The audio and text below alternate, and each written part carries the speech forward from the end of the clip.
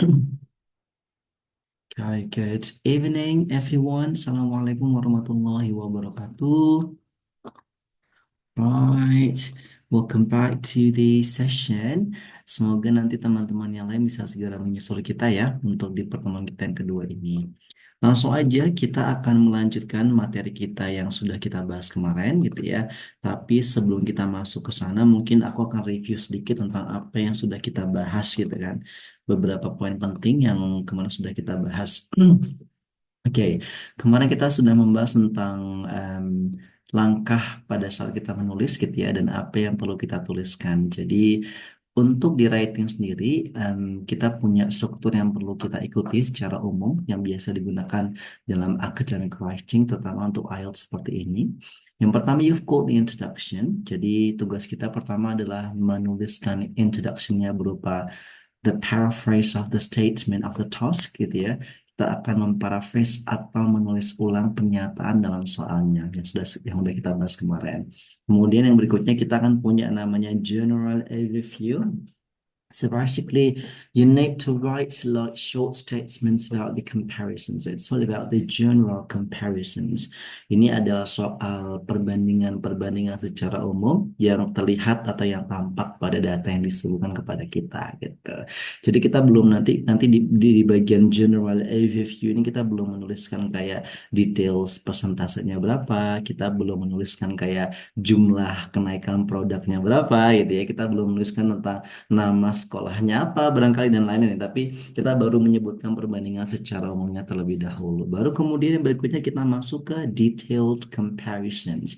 Jadi kita berangkat dari introduction yang isinya adalah informasi yang general banget ya tentang data yang ada, kemudian kita lanjut kepada general overview yang dimana berisi perbandingan secara umumnya sebagai kayak petunjuk atau pengantar bagi pembaca gitu ya. Baru kemudian kita antarkan mereka kepada detailed comparisons pada body paragraphs.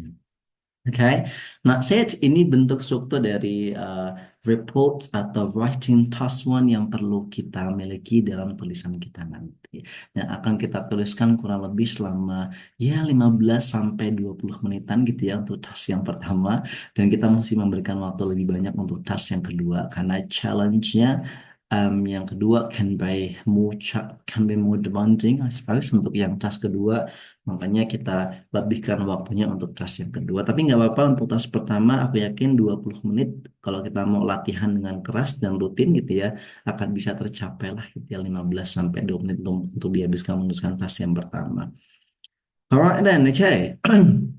Nah, sebelum kita masuk ke sini, nanti kita akan coba lihat kemarin aku sudah memberikan beberapa, bukan beberapa ya, tapi satu homework yang sempat aku posting di grup dan hari ini sudah ada dua orang peserta yang mengumpulkan jawabannya. Kita akan coba lihat dan kita akan coba mengevaluasi bersama gitu ya untuk pembentukan introduction dan juga general overview yang sudah dikerjakan oleh dua peserta tersebut gitu ya. Tapi sebelum itu, aku akan coba review sedikit tentang sebetulnya di writing itu hal-hal apa aja sih yang akan dinilai oleh examinernya. Supaya kita tidak terlalu buta gitu ya, dan kita punya gambaran apa aja sih yang perlu kita perhatikan dalam writing task yang pertama. Let's take a look at this file first.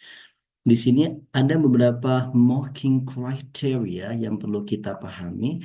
Jadi hal pertama yang akan dilihat oleh examinernya itu adalah task achievement atau beberapa hal yang bagi mereka perlu kita capai gitu kan. Kayak misalkan nih yang paling kelihatan banget adalah jumlah 150 katanya. Ingat meskipun nanti secara vocabulary kita bagus, secara grammatical range and accuracy kita juga udah oke, tapi kalau jumlah katanya masih 120, 130 gitu ya, itu pasti akan sangat bisa mengurangi skornya karena menandakan bahwa kita belum task achievement atau kita belum menaati perintah yang diminta oleh IELTS-nya, kira-kira gitu ya. Nah, selain 150 kata, ada beberapa hal lain yang perlu kita perhatikan dalam task achievement. Yang pertama ini, you basically have to analyze the chart and identify all the key features, kemudian highlight the key features in an overview. Jadi, setelah kita mencoba untuk melihat kira-kira key features-nya itu apa aja, kita menuliskan mereka di dalam general overview-nya secara umum. Yang kita sering bicarakan di hari kemarin ya, yang kita sebut dengan general overview atau general comparisons. Kemudian kita support general comparisonsnya oleh supporting gitu kan details yang ada pada body paragraph kita gitu. Makanya kita menyebutnya general comparisons, kemudian detailed comparisons pada body paragraphnya gitu ya.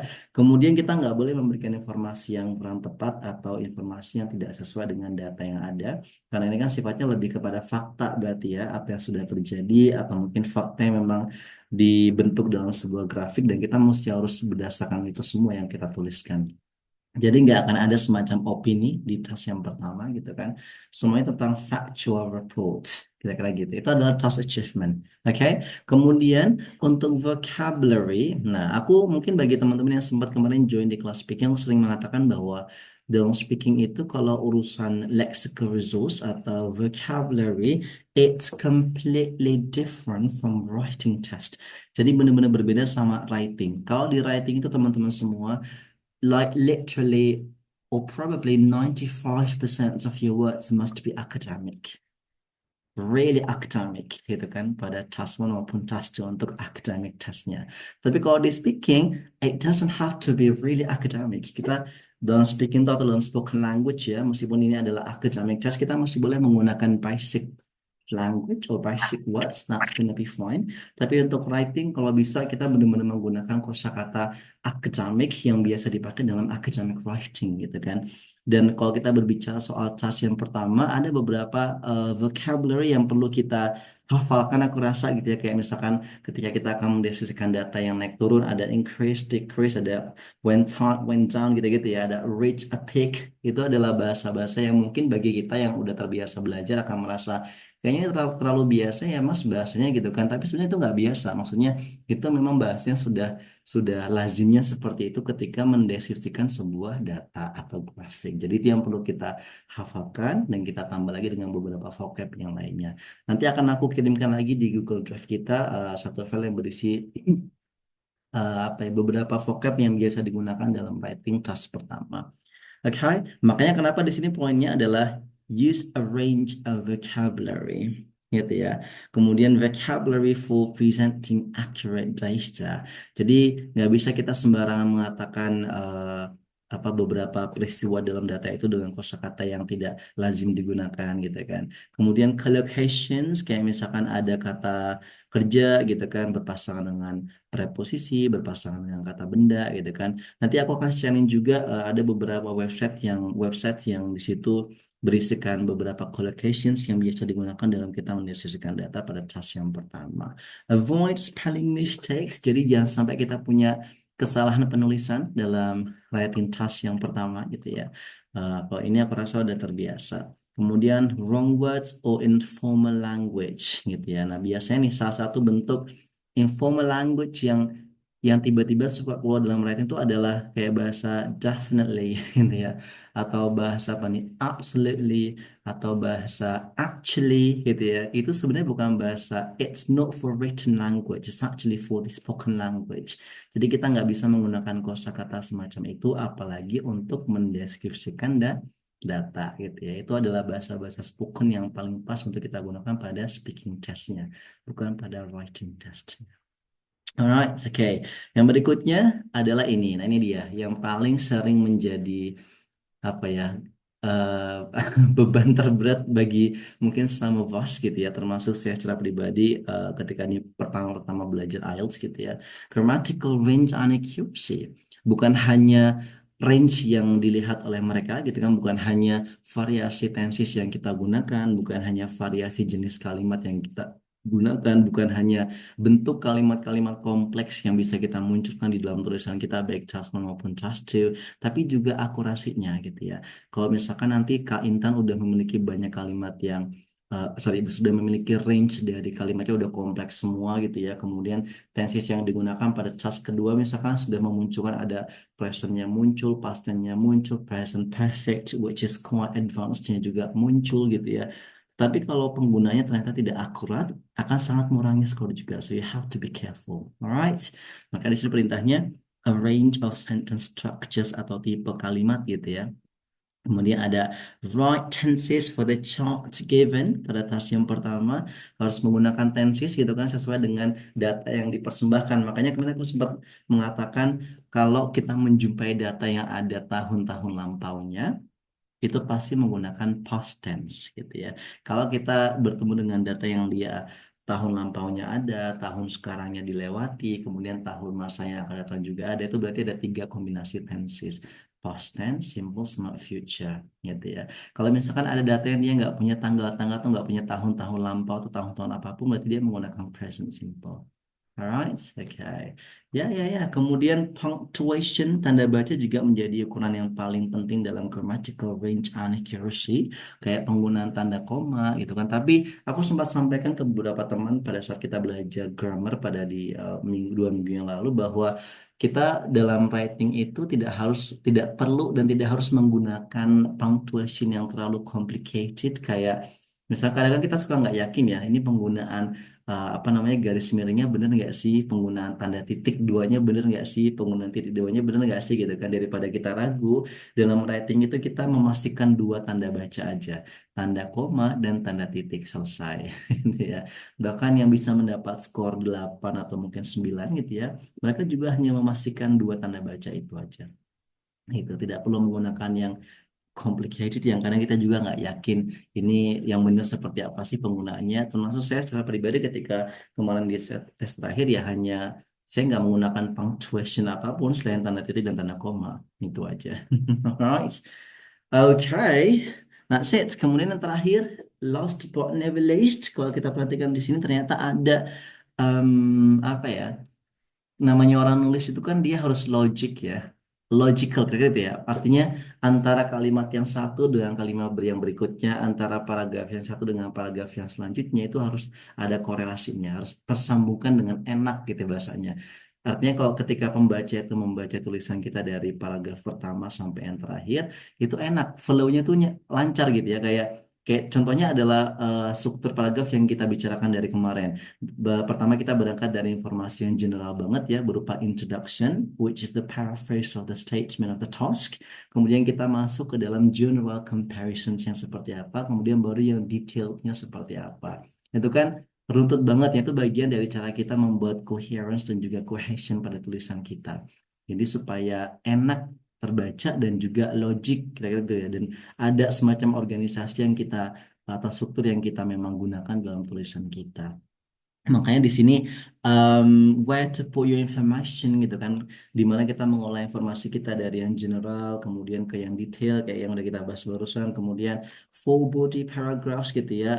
Tapi ini sangat bervariasi ya. Saya biasanya melihat ada beberapa jawaban Tasman dia yang dia punya 4 paragraf, introduction, general overview, kemudian 2 body paragraph. Ada juga yang cuma 3 paragraf, introduction, general overview, kemudian 1 body paragraph. Atau mungkin yang beberapa contoh lainnya mungkin teman-teman pernah jumpai. Itu tidak ada aturan mutlak ya. Yang penting ada komponen introduction-nya, ada komponen general overview-nya, plus ada komponen juga body paragraphs yang menjadi tempat kita mendetailkan datanya seperti apa. Oke. Kemudian ini yang jangan dilupakan, linking devices. Ini kosakata-kosakata seperti however, however itu masih agak sedikit intermediate kalau kita menggunakan level bahasa Inggris ya. Kalau kita mau menggunakan yang lebih advance, kita bisa menggunakan nevertheless atau nonetheless gitu ya. Kalau however, on the other hand, termasuk bagian yang dia akademik, tapi masuknya ke level intermediate, belum yang advance, kira-kira gitu. Aku kemarin sama sekali tidak menggunakan however, tapi aku menggunakan nevertheless dan juga nonetheless pada saat ada contrasting ideas, kira-kira gitu ya, atau mungkin ada perbandingan. Nah, pada task pertama ini kan kita mesti memunculkan banyak kalimat perbandingan tuh. Nah, kalimat-kalimat yang ada kata hubung however atau ada kata hubung nevertheless gitu-gitu ya, itu adalah bentuk kalimat yang menunjukkan ada sense perbandingan yang perlu kita ciptakan dan perlu kita perbanyak. Nah, itu perlu kita latih kira-kira gitu ya. Oke, kemudian referencing supaya kita tidak mengulang mungkin apa ya objek yang kita bicarakan gitu ya. Kita bisa menggunakan semacam kata ganti gitu ya, kayak daripada kita mengulang kosakata kalau misalkan nama benda tertentu gitu ya. Kenapa kita nggak menggunakan it untuk apa ya merefer kepada benda tersebut yang sudah kita sebutkan tadi. Itu bagian dari cara kita untuk membuat tulisan kita tuh tidak boros kosakata gitu ya. Tapi tetap berkait antara satu kalimat dengan yang lainnya. Oke, nah ini empat hal yang sangat akan dilihat oleh mereka dan nanti akan aku kirimkan juga file ini ke Google Drive kita supaya bisa teman-teman baca terus. Dan aku menambahkan juga satu referensi dari salah satu website yang cukup recommended juga yaitu dari IELTS Slash. Dia mendeskripsikan masing-masing marking kriterianya dalam skor gitu ya dari skor 5 sampai skor 8 apa aja sih yang perlu kita lakukan. Kira-kira gitu ya. Untuk bisa dapat skor 7 misalkan you've got to have like a clear overview. Jadi general overview-nya masih clear banget, tidak boleh terlalu over banget dalam kita memberi atau dalam kita menciptakan kalimatnya. Kalau misalkan ada frasa-frasa atau kumpulan kata yang bisa kita efisienkan, kira-kira gitu ya contohnya. Alright, ya ya, I think that's it probably untuk beberapa hal yang akan nanti dinilai oleh mereka. Sekarang kita akan masuk ke dalam pembahasan sedikit tentang homework yang sudah dikerjakan beberapa teman-teman ya. Oke, kita coba lihat. Apakah terlihat wordnya teman-teman? Can you see it clearly?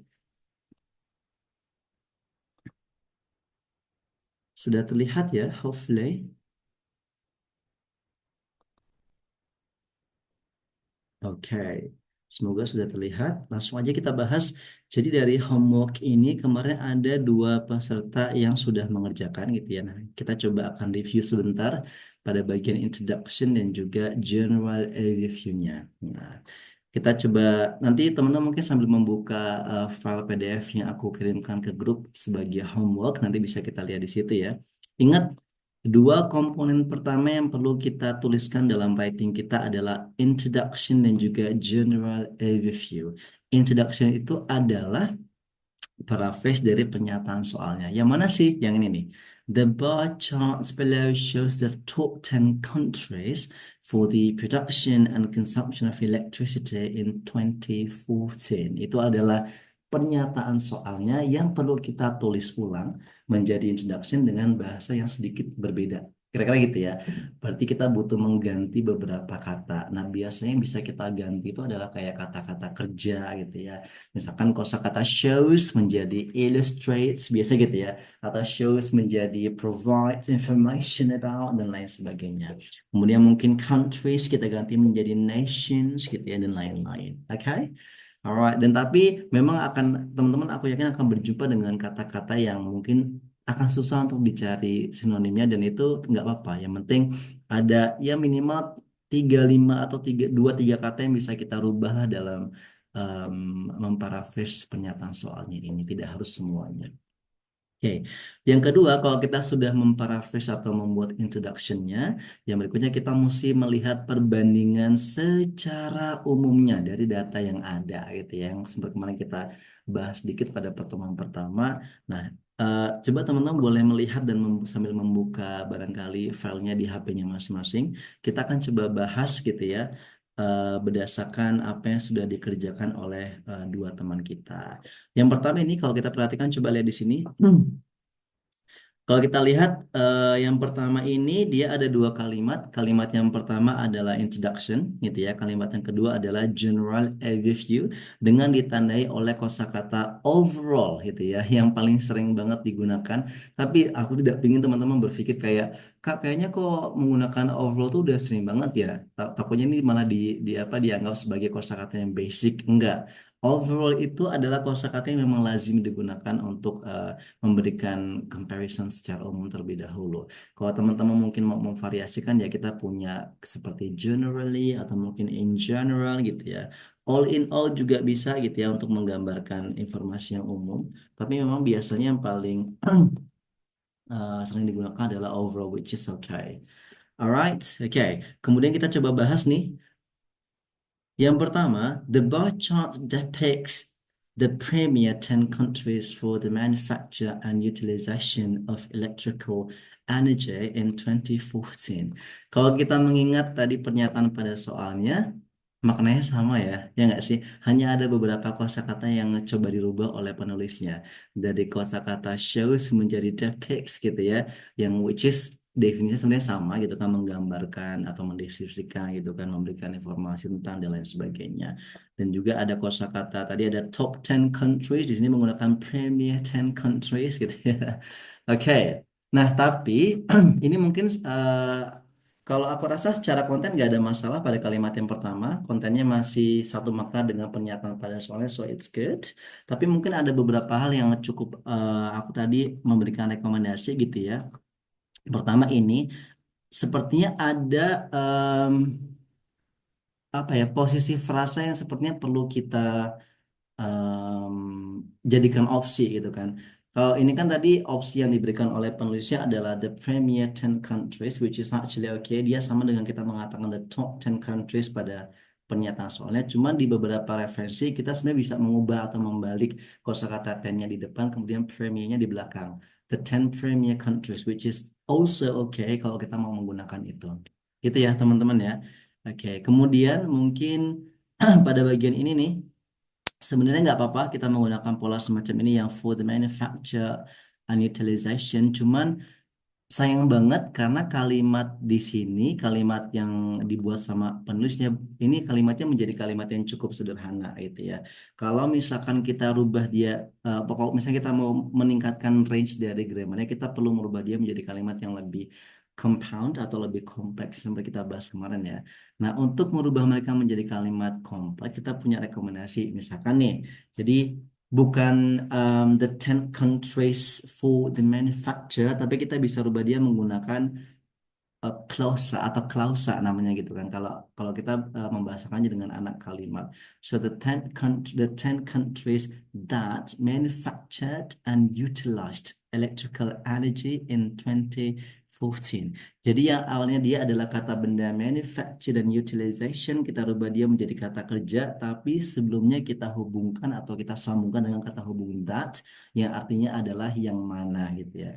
Jadi kita berbicara soal 10 countries yang mana yang memanufacture dan juga menggunakan electrical energy in 2014. Kira-kira gitu. You got it? Dapat ya? Nah, dengan ada tambahan kosakata kayak that semacam ini, yang dia kan artinya kan menjadi seperti klausa ya. Klausa itu mirip seperti kalimat dia punya subjek, dia punya verb. Kira-kira gitu ya. Mungkin kalau contoh lainnya seperti kalimat yang biasanya ada which-nya gitu kan, ada who-nya. I have been living in Jakarta, which is the capital city of Indonesia. Itu adalah bentuk kalimat-kalimat kompleks yang hampir mirip seperti ini. Kalau di sini kita bisa gantikan dengan cara seperti ini, sehingga kalimat dari penulisnya yang awalnya cuma sekedar kalimat sederhana gitu kan, the boy Charles depicts bla bla bla sampai 2014, ternyata kalimatnya bisa kita rubah menjadi kalimat yang lebih kompleks, tapi maknanya tidak berubah juga, masih sama kurang lebih seperti yang ada pada pernyataan soalnya. Alright, gitu ya teman-teman ya. Oke, nah ini sebagai opsi aja supaya bisa perlahan-lahan meningkatkan range dari grammar yang kita gunakan di tulisan kita. Selebihnya mungkin cuma ini aja sih di kalimat yang kedua. Kalau secara grammar, aku rasa kalau untuk penggunaan kata kerja gitu kan, di sini ada it can be seen, sudah ada kosakata that yang artinya adalah bahwa, dan ini masuk ke dalam kategori kalimat kompleks juga. Tapi that yang kita gunakan di sini di kalimat yang kedua ini itu berbeda dengan that yang tadi kita gunakan di atasnya gitu kan, ketika mau mengganti menjadi kalimat kompleks. Kalau yang di atas tadi kan di kalimat pertama artinya adalah yang mana yang gitu ya, memanufacture dan juga menggunakan. Kalau yang ini that-nya definisinya adalah bahwa, which is okay, dia adalah bagian dari bentuk kalimat kompleks juga. Nah, dengan tadi kita mengubah kalimat pertamanya menggunakan that, manufactured, and utilized gitu kan, electrical energy. Jadi dua kalimat yang sudah ada di tulisan kita itu semuanya kalimatnya menjadi kompleks, bukan hanya kalimat yang sederhana, bukan hanya satu sederhana, satu kompleks, tapi dua-duanya menjadi kalimat kompleks. Alright, dapat ya teman-teman ya, sehingga akan pelan-pelan menaikkan range skor kita pada bagian grammatical range and accuracy-nya. Oke, that's it. Kemudian yang berikutnya, selain di sini udah bagus nih menggunakan it can be seen that sebagai bentuk kalimat kompleks. Habis that yang artinya bahwa pasti akan diikuti semacam kalimat atau klausa kalau bahasa kita ya. China reached the highest rank both manufacture and utilization, bla bla bla. Whereas Korea, oke, di sini kan pingin mengatakan Korea Republic ya, ya nggak sih? Nah, kalau misalkan ini kan berarti ada singkatannya, disingkat dengan REP. Nah, kalau dengan pola seperti ini, harusnya sih di sini kita perlu ada semacam tanda koma gitu ya. Bukan di sebelah sini nih tadi. It's not here.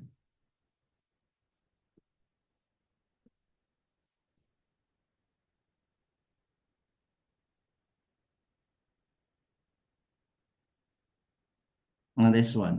Tapi sebenarnya kalau aku melihat beberapa referensi sebenarnya maksudnya ada beberapa juga yang mereka tidak perlu menggunakan tanda koma karena kan posisinya kan memang dia sebagai subjek setelah whereas gitu ya sehingga akan sangat maksudnya tidak begitu lazim juga ada tanda koma untuk memisahkan antara subjek dengan kelengkapan kalimat berikutnya. Jadi sebagai optional aja.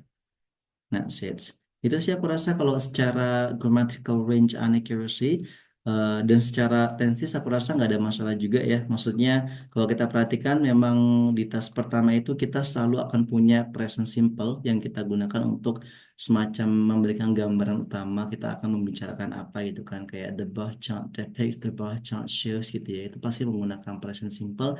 Baru kemudian ketika kita masuk kepada data-datanya itu kan itu akan mulai menggunakan past tense kalau datanya adalah data lampau seperti yang tadi kita lihat di sini. Um, that manufactured utilized gitu ya kemudian pada kalimat yang kedua juga um, that China reached itu menggunakan verb yang kedua, that's good. Di sini juga held the lowest blah blah blah and so on and so forth gitu ya. Jadi aku rasa untuk kalimat ini di peserta yang pertama nggak ada masalah secara grammatical range and accuracy, cuma perlu ada beberapa optional yang mungkin perlu kita pertimbangkan untuk bisa perlahan-lahan menaikkan range dari skor kita pada bagian grammatical range and accuracy. Oke, nah kemudian selain kita bicara grammar, kita juga kalau secara konten, aku rasa di bagian ini teman-teman semua, ini kan adalah general overview ya. Overall, it can be seen that, oke, Oke, ingat konten dari general overview itu adalah gambaran atau general comparison tentang data yang ada. Artinya kita baru memberikan perbandingan secara umum dan biasanya gitu kan, kalau kita berjumpa dengan model data-data semacam ini, bentuk dari general overview-nya kita berupa kayak kita cukup memberikan informasi yang paling tinggi yang mana, yang paling rendah yang mana. Itu bisa menjadi salah satu opsi yang kita gunakan ya karena kan datanya kan banyak banget tuh kita nggak akan mungkin memberikan informasi secara umum yang nanti kalimatnya jadi tetap agak panjang karena kita akan memberikan informasi yang semua nama negara kita sebutin gitu kan jadi kita pilih aja yang paling tinggi yang mana yang paling rendah kira-kira yang mana gitu ya. Nah kalau kita lihat di sini penggambaran dari peserta ini aku rasa udah cukup tepat maksudnya dia memberikan gambaran mana yang paling tinggi perolehan ranknya gitu kan mana yang paling rendah kira-kira gitu ya. Dan ini menjadi gambaran umum. Oh, oke. Berarti secara umum adalah Cina memang yang paling tinggi, kemudian Korea yang paling rendah. Ntar baru kita detailkan pada body paragrafnya. Emang Cina berapa sih? Itu kan dia dikatakan paling tinggi itu emang berapa angkanya berapa persentasenya berapa dan lain-lain kemudian Korea juga dikatakan yang paling rendah itu emang berapa gitu kan dibandingkan dengan yang lainnya. Oh ternyata benar yang lainnya memperoleh angka sekian sekian sekian ternyata Korea sekian oh benar berarti dia yang paling rendah di antara yang ini Cina adalah yang paling tinggi gitu. Alright, makanya sebenarnya body paragraf kita itu adalah semacam konfirmasi kita kepada pembaca yang udah membaca general overview-nya gitu kan. Kita udah mengatakan Cina itu yang paling tinggi, Korea yang paling rendah di antara yang lainnya. Sekarang kita membuktikan dengan data. Mana sih gitu kan memangnya berapa nih angkanya gitu kan yang dia yang tergambar pada datanya yang kita bisa menyimpulkan bahwa Cina yang paling tinggi gitu kan. Nah, itu pada body paragrafnya. Jadi aku rasa untuk ini tidak ada masalah yang begitu signifikan gitu ya untuk di jawaban yang pertama. That's good, that's really good. Cuma tadi aja beberapa rekomendasi yang aku rasa perlu cukup kita pertimbangkan. Terutama yang kalimat pertama kita rubah menjadi kalimat kompleks bukan hanya kalimat sederhana. Itu. Alright, that's it, I suppose. Kalau untuk vocabulary, aku juga cukup impress ya. Maksudnya kayaknya teman-teman sih biasanya sih kalau memang kalau teman-teman Indonesia tuh salah satu kekuatannya pada saat menulis itu adalah vocabulary. Ini ya, salah satu kekuatannya. Artinya sudah mempersiapkan diri dengan banyak kosakata yang cukup akademik untuk mendeskripsikan data, itu kan pertama di tas yang pertama.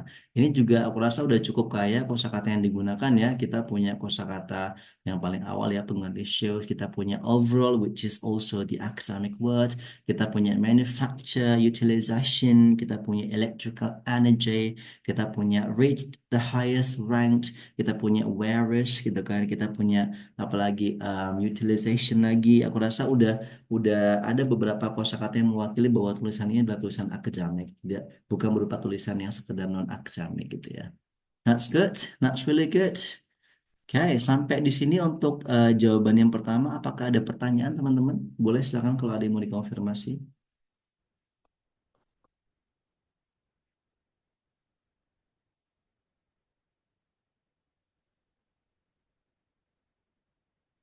Have you got any questions so far?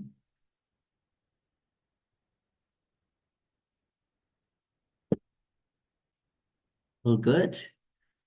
Not yet. All right then, that's good.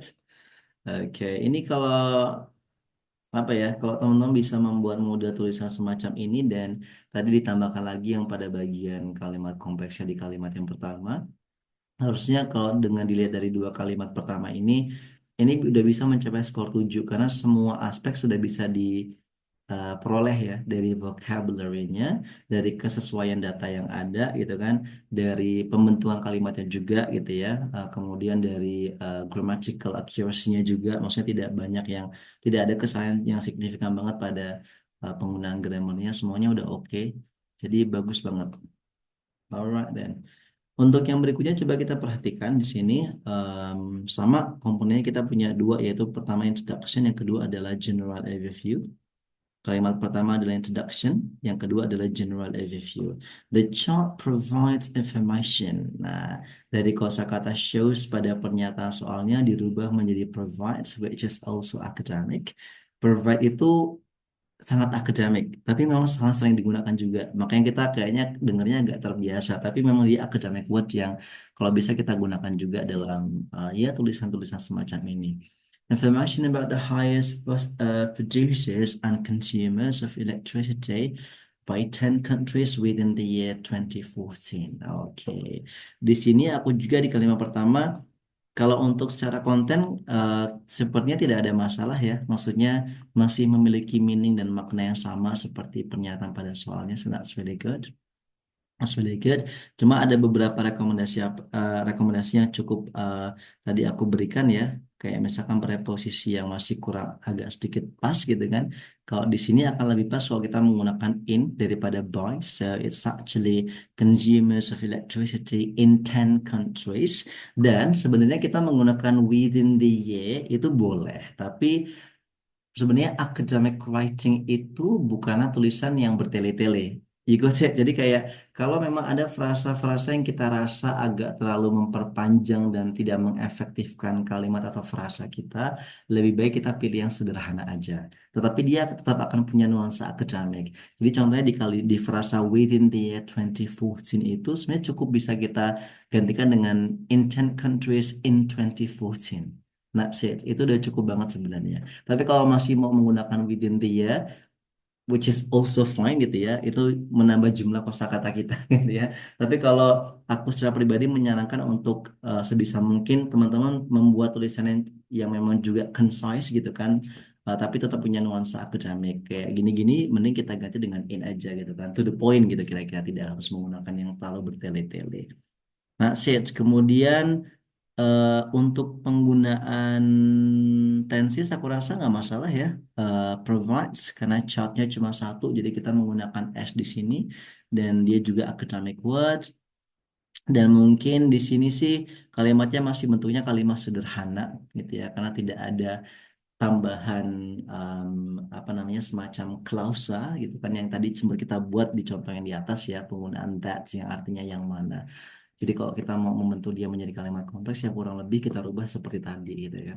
Oke, kalau ini aku rasa bentuknya masih berada pada range di kalimat yang dasar atau basic. Alright, oke. Kemudian untuk di bagian general overview-nya, nah, mungkin aku akan langsung masuk sedikit pada bagian konten. Kalau kita bandingkan dengan contoh yang di atas tadi, kalau secara konten aku rasa sama ya. Maksud yang mau dibicarakan tuh sama gitu kan tentang mana yang paling tinggi dan mana yang paling rendah gitu kan. Dari data di atas Cina dan juga Korea kira-kira gitu ya. Ya udah sama aja gitu kan, hanya bentuk kalimatnya sedikit berbeda gitu ya. Kalau di contoh yang kedua ini, kalau kita perhatikan, overall, from 10 nations has enlisted the major production and consumption of the power was China. Dia menggunakan kosakata major gitu kan. Nanti lawan katanya ada ya, ada lawan katanya dengan minor gitu kan. Yang major itu ada pada Cina, minornya ada pada Korea. Kira-kira gitu. Sama dengan contoh di atas menggunakan the highest rank, menggunakan the lowest gitu kan. Itu punya makna yang sama. Kalau secara konten kayaknya nggak ada masalah. Cuman ada beberapa hal yang aku rasa perlu dipertimbangkan pada penggunaan kata-kata kerja itu kan, kemudian preposisi-preposisinya gitu ya. Seperti di sini mungkin frasa yang ini, nah ini dia. Kalau kita membentuk pola semacam ini, sebenarnya kita nggak perlu ada preposisi from, yang tepat adalah preposisi of gitu kan. Kemudian di sini kita nggak perlu menggunakan ada semacam penggunaan has. Jadi kita sebenarnya kan ini kan bentuk originalnya kan of 10 countries which has enlisted. Ini bentuk originalnya, ya nggak sih? Dari 10 negara yang sudah terlist kira-kira gitu ya, terinformasikan pada datanya, the major production kira-kira bentuk originalnya kan begini ya, nations, 10 nations which have been enlisted. Nah, kalau kita ingin menyederhanakan kalimatnya menjadi seperti tadi, yang kita hapuskan tuh adalah posisi ini ya. Jadi dari been, have, which-nya kita hapuskan semua, tersisa verb ketiganya aja untuk menandakan bahwa dia adalah bentuk pasif kan gitu kira-kira ya, terlist kan gitu ya. Nah ini bagian dari pembentukan kalimat aja, dan tapi meskipun dia menghilang which-nya, ini kalimatnya tetap tetap akan dianggap sebagai kalimat kompleks karena dia punya additional information tentang 10 nations yang dibentuk dalam relative clauses kalau bahasa kita ya, yang menggunakan which, menggunakan that gitu ya. Makanya di bagian kalimat kedua ini kalimatnya dia adalah kalimat kompleks sebenarnya, cuma tadi ada kesalahan pada pembentukannya aja gitu. Of 10 nations enlisted the major production. Nah, ini juga sebenarnya ini rekomendasi aja gitu ya. Maksudnya kosakata major itu kan sebenarnya cukup basic dan dia cukup sering digunakan dalam banyak konteks. Nah, ini bisa kita variasikan dengan kosakata yang lain yang juga sama-sama artinya sama tapi dia bentuknya berbeda, seperti primary, probably the primary production and consumption of the power was apa itu ya. China boleh. Tapi kalau mempertimbangkan tadi ada lawan katanya minor, memang lebih pasnya menggunakan major. Tapi nggak apa-apa. Maksudnya kalau kita mau tetap menggunakan major boleh, tapi nanti kita perbanyak kosakata akademik di tempat yang lainnya. Sebenarnya production, consumption itu udah kosakata yang cukup akademik juga gitu ya. Sehingga kalau mau menggunakan major lagi, that's alright. Karena sudah nanti akan tertutupi dengan kosakata akademik setelahnya ya. Ada production, consumption, ada production lagi gitu ya. Oke, kemudian hal-hal sepele barangkali kayak nama negara, hati-hati harus capital letter. Kayak China di sini nggak boleh C-nya hurufnya kecil ya, jadi harus hurufnya besar. Kemudian beberapa hal lagi seperti and. Kemarin kita sempat membahas ada beberapa tipe kalimat. Kalau teman-teman ingat ya, kita punya kalimat kompleks, kita punya kalimat compound, sama kalimat yang simple. Kalau kalimat compound itu ini berarti kalimat yang dia menghubungkan beberapa kalimat menjadi satu, dan kata hubungnya itu salah satunya adalah and. Nah, ketika and ini kita gunakan untuk membentuk kalimat compound gitu ya, atau menggabungkan dua atau lebih kalimat simple menjadi satu kalimat seperti yang dituliskan di sini, kita membutuhkan tanda koma. Normally secara akademik ya. Jadi di sini the power was China, koma, and the minor of production was Korean Republic. Jadi ada tambahan tanda koma. sebelum kita menuliskan n-nya di situ. Karena n-nya bukan hanya berfungsi sebagai untuk memilah items, tapi menggabungkan dua atau lebih kalimat sederhana menjadi satu kalimat. Secara akademik seperti itu. Cuma gini, kalau misalkan Kak, misalkan besok nih, karena saking banyaknya penggunaan tanda koma, kalau misalkan aku lupa di satu dua tempat dan harusnya dia menggunakan tanda koma tapi tanda komanya nggak ada, kira-kira gimana? Masih nggak apa-apa. Karena satu dua kesalahan apalagi cuma pada bagian punctuation ya, it's gonna be fine. Itu tidak akan begitu merusak skor kita. Tapi kalau udah terlalu banyak gitu kan, kayak harusnya ada tanda komanya, ada tanda titiknya sampai di apa berapa tempat nih 10 tempat gitu ya itu akan sangat bisa dinotis oleh mereka sebagai orang yang sudah terbiasa membaca academic writing yang normalnya harus menggunakan tanda koma gitu makanya you have to be careful gitu ya oke kemudian ini juga supaya sama dengan the major production it's supposed to be the minor production bukan the minor of production ini dia. Ada perlu penggunaan artikel the di sini. Ini sempat sempat kemarin ditanyakan sama salah satu kawan kita gitu ya, penggunaan artikel. Nanti kita akan coba bahas lagi lebih mendetail. Tapi salah satu fungsi dari artikel the itu memang untuk memberikan apa ya, memang dia masuk ke dalam nama sebuah negara gitu kan. Kayak negara-negara yang dia punya kosakata republic, normally normally mereka pasti menggunakan kosakata the atau artikel the sebelumnya, termasuk bukan hanya yang ada kosakata republiknya, tapi juga beberapa negara seperti United Kingdom, kita pasti menggunakan artikel the. United States kita menggunakan artikel the. Normally seperti itu secara akademiknya. Kenapa? I have no idea. Mereka udah dari mungkin kalau kalau pernah maksudnya kita diskusi masalah ini biasanya itu ada negara-negara yang dia punya kayak semacam negara bagian. Makanya dia menggunakan artikel di depannya. Tapi I'm not sure. Aku tidak begitu yakin dengan alasan itu. Jadi kayak Inggris Raya itu kan dia punya negara bagian ya. We've got England, we've got Scotland, Wales, and Northern Ireland. Makanya dia ketika kita menggunakan kosakata United Kingdom perlu ada artikel the-nya di situ. Sama dengan United States. Tapi kalau kita menggunakan kosakata America atau mungkin Great Britain gitu ya, kita nggak perlu menggunakan artikel the sebelumnya. Sama seperti ini, beberapa negara yang dia punya kosakata Republic, normally in academic writing kita pasti menggunakan artikel the.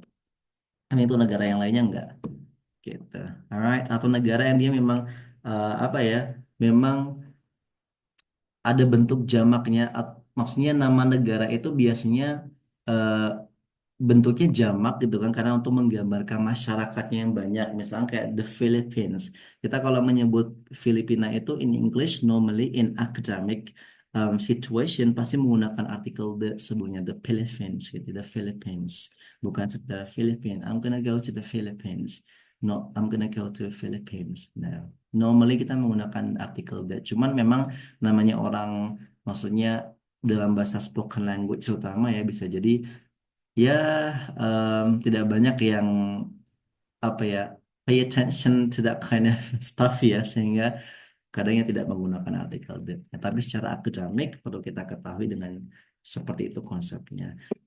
Selain itu bukan hanya yang untuk negara-negara seperti ini artikel that digunakan ada beberapa fungsi lain nanti kita akan coba lihat dan kita ketemukan beberapa contoh pada kasus di writing test yang pertama. Oke, nah I suppose di contoh yang dikerjakan kedua ini aku rasa cukup oke. Cuma tadi ada beberapa hal sedikit ya tentang bagian dari grammatical accuracy-nya aja yang perlu diperhatikan, tapi tidak terlalu banyak. Mudah-mudahan kalau udah sedikit jumlah kesalahan pada introduction dan juga general overview-nya, nanti di bagian body-nya pun juga tidak terlalu banyak gitu. Alright. Oke, sampai di sini apakah ada pertanyaan dulu teman-teman untuk introduction dan juga general overview? Have you got any questions so far?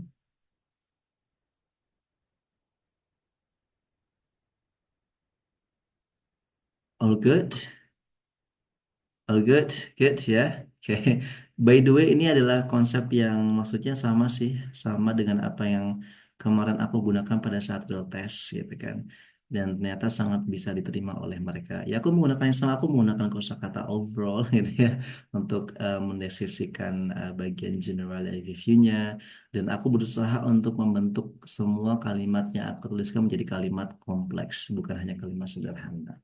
Tapi tetap concise, easy to understand secara akademik gitu ya dan tetap berkaitan satu sama lain gitu. Oke, Kak, mau tanya Kak, boleh kalau boleh boleh banget Kak Ola. provides informations itu Hmm. temennya bukannya on ya Kak ya?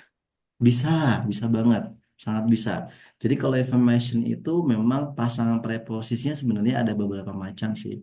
Kita bisa menggunakan on, kita bisa menggunakan about, kita bisa menggunakan of juga sometimes. Jadi pilihannya ada tiga. And itu kayak semacam optional aja sih. Kalau aku sih, aku jujurnya aku tidak pernah menggunakan provides information ya. Tapi aku biasanya menggunakan kosakata seperti ini yang digunakan sama salah satu peserta di atas ya.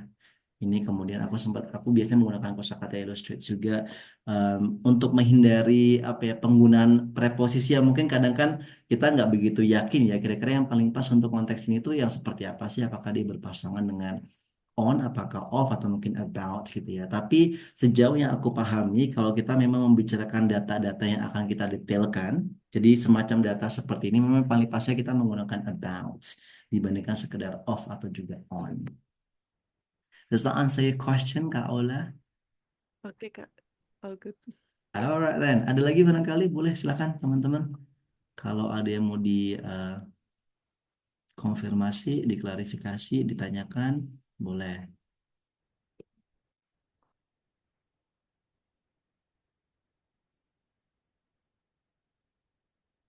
Not yet. Belum ya? Oke. Alright then, oke. Kalau gitu kita akan pindah ke yang berikutnya. Ini nanti akan aku kasih PR lagi ya teman-teman di grup pasca kelas ini. Dan mudah-mudahan nanti teman-teman lebih banyak lagi yang akan mengerjakan PR-nya. Cukup nanti dikirimkan ke aku aja untuk jawabannya lewat chat dan nanti kita akan bahas seperti itu supaya nanti teman-teman yang lain bisa tahu gitu. Oh ternyata polanya seperti itu karena kita mereview bersama gitu ya. Tapi aku sangat impresi maksudnya. Dari dua contoh ini, dua penulis ini kosakatanya udah cukup kaya menurutku ya. Maksudnya aku dulu tidak sekaya ini ketika awal-awal belajar nulis gitu kan. That's really good. I was very impressed ketika tadi membaca ini ya, ketika memberikan review sedikit. Kalau bisa keep up the good work, ditambah terus kosakata-kosakata akademiknya menggunakan thesaurus atau mungkin nanti dengan membaca-baca contoh jawaban yang skornya 8 sampai 9 ya, karena itu bisa dipastikan mereka menggunakan kosakata yang sangat-sangat akademik mostly pada tulisan mereka. Jadi bisa kita copy paste aja gitu ya. Alright then. Oke, kalau begitu sekarang karena kita masih membahas untuk introduction dan juga paraphrase. Oke, saya akan tampilkan salah satu hasil. Nah, ini dia. Oke, hasil dari peserta untuk yang intensive feedback on the writing mock test. Ini mock test yang pertama itu ya. Di mock test pertama ini kami memberikan range skornya 5 sampai 6. Kalau kita bandingkan dengan bentuk atau kalimat yang diciptakan sama contoh teman kita tadi ya sebelumnya itu berbeda banget sama yang ini ya. Kalau yang tadi kan udah cukup concise, easy to understand juga dan udah bisa merangkum semua informasinya. Nah, kalau kita perhatikan di sini nih, ini soalnya berbeda. Cuman aku pengen kita fokus pada kayak elemen kalimatnya, kemudian fokus pada kayak grammatical range and accuracy-nya gitu ya. Kalau kita melihat di sini, aku bisa langsung membaca ketika melihat pada bagian introduction dan juga pada bagian general review-nya, aku langsung bisa tahu ini akan belum sampai ke skor 7 karena ada banyak hal terkait dengan grammatical range and accuracy yang masih perlu di-upgrade gitu kan. Kalau kita baca di sini, sebetulnya tidak banyak permasalahan pada bagian elemen kalimat maksudnya kalau kalimat itu dia kan punya syarat ya kalimat tuh harus syaratnya tuh dia mesti ada subjek gitu kan minimal satu subjek dan juga diikuti dengan satu verb kan gitu kira-kira ya pada uh, sentence pattern cuman kalau untuk contoh jawaban ini dia tidak punya masalah pada kelengkapan patternnya masalahnya terjadi pada bagian tenses yang dia bentuk nah di sini data yang disuguhkan itu data yang sifatnya pasten, tapi kalau kita perhatikan hampir di semua kata kerja yang dia gunakan gitu kan di kalimat ini itu semuanya menggunakan kata-kata kerja yang sifatnya lebih ke present. Ini kesalahan pertama yang aku rasa bisa dilihat ya. Dan ini false, has, have gitu ya yang perlu kita hindari banget. Nah, gitu. Oh, tapi kenapa kok apa namanya masih bisa mendapat skornya sampai ke range-nya 6 gitu kan? Karena dia menang pada beberapa hal lainnya seperti vocabulary, kemudian apa namanya task achievement kayak konten yang dibicarakan gitu kan. Kemudian data-datanya gitu kan tidak ada yang salah, begitu yang sedikit menyelamatkan akhirnya kurang lebih seperti itu. Cuman pada bagian grammatical range inaccuracy-nya sangat-sangat menurunkan skornya. Sehingga kita masih belum berani untuk memberikan range sampai ke 7. Kalau tadi kan aku bisa yakin dilihat dari bagian introduction dan juga general overview-nya bisa sampai skor 7 karena memang nggak ada masalah yang banyak gitu kan di semua aspek tentang grammatical range and accuracy. Cuman kita membutuhkan tambahan range aja untuk pelan-pelan menaikkan lagi range-nya kayak tadi ada tambahan kalimat kompleksnya gitu ya. Oh, di sini selain penggunaan kata kerja ya di semua kalimatnya ini yang harusnya dia menggunakan past tense, ada beberapa lain gitu kan hal-hal kayak misalkan penggunaan artikel the gitu ya. Nah, ini dia. Kalau kita tadi salah satu fungsi dari artikel the itu kan untuk menyebutkan negara-negara yang dia punya negara bagian kurang lebih gitu ya. Fungsi lain dari the itu adalah kita membicarakan hal yang sudah sama-sama diketahui antara kita dengan pembaca. Artinya, kita kan penulis nih ya, dan kita dapat soal nih dari IELTS-nya, dan nanti soal itu akan direview oleh pembaca gitu kan. Ketika mereka melihat soalnya gitu kan, dan ketika ada data yang disampaikan pada apa report kita, itu akan sangat make sense kalau ketika kita nulisnya kita menggunakan artikel the di beberapa kata benda yang memang nanti ketika apa ya dia membaca antara kita sebagai penulis yang sudah menuliskan paragraf itu dengan dia yang akan membaca sama-sama tahu kita lagi membicarakan data yang mana sih, oh yang ini toh ternyata yang ada di soalnya gitu kan yang ada di dalam tabelnya gitu kan. Nah itu fungsi dia akan muncul di situ membicarakan apa ya hal-hal yang sudah disebutkan sebelumnya, membicarakan hal-hal yang memang sudah diketahui antara kita sebagai penulis dan mereka sebagai pembaca udah sama-sama tahu data mana yang dibicarakan. Yang berikutnya biasanya kita akan menggunakan artikel the untuk membicarakan atau menunjukkan hal-hal yang sudah disebutkan sebelumnya. Contoh sederhananya kemarin kita di kelas sebelumnya bicara soal misalkan aku punya kalimat I have a pen. Itu kalimat pertama yang aku ucapkan kepada seseorang, I have a pen. Titik. Kalimat keduanya, the pen is blue. Kenapa menggunakan the pada kalimat yang kedua untuk kata benda pennya? Karena aku membicarakan bullpoint yang sama. Seperti yang aku sebutkan pada kalimat yang pertama. Sehingga kalau nanti kita akan ada momen di mana kita udah nulis panjang nih ya, kemudian kita masuk ke kalimat atau paragraf yang baru dan kita membicarakan satu benda yang sama yang kita sebutkan di paragraf sebelumnya, berarti kita menggunakan artikel that di situ supaya ada kaitan antara benda yang kita sebutkan pada paragraf yang ada di bawahnya dengan benda yang ada di paragraf yang pertama karena kita membicarakan hal yang sama gitu. Alright? Oke. Dan satu lagi nih yang paling sering muncul adalah kita menggunakan artikel the untuk menyampaikan atau menunjukkan sesuatu yang paling di antara yang lainnya. Kayak misalkan ada kosakata menggunakan superlatif ya. Kayak biggest di sini akan kurang tepat kalau kita nggak menggunakan artikel the sebelumnya. Katakan contoh yang sederhana mungkin kosakata best. Jarang kan kita mendengar orang mengatakan you are best. Pasti you are the best. That's the best man. That's the best person in the world. He's the best person in a class gitu kan. Pasti kita menggunakan artikel the untuk membicarakan hal-hal yang paling di antara yang lainnya. The longest river in the world. Misalkan the largest apa misalkan the largest ocean in the world gitu kan atau mungkin the highest mountain in the world itu pasti menggunakan artikel the untuk menyatakan sesuatu yang paling di antara yang lainnya. Nah, di tas pertama itu biasanya akan muncul kosakata semacam itu. The lowest, the highest, ya nggak? The biggest, gitu kan. Itu kita pasti membutuhkan artikel dari situ. Karena dia berbicara soal yang paling di antara yang lainnya. Oke. Nah, di sini kesalahannya adalah tidak ada penggunaan artikel the-nya untuk mengatakan biggest expenditure. Nah, gitu. In food, blah, blah, blah, and so on and so forth. Oke, kemudian penggunaan preposisi sometimes masih ada juga di sini yang agak sedikit error gitu ya, kayak yang harusnya menggunakan on itu pasangan dari expenditure. Harusnya menggunakan on tapi menggunakannya in gitu ya. Nah, ini perlu perlu kita hafalkan lagi gitu kan tentang collocations, pasangan-pasangan kata benda dengan preposisi, pasangan kata kerja dengan kata benda, kata kerja dengan preposisi juga gitu kan.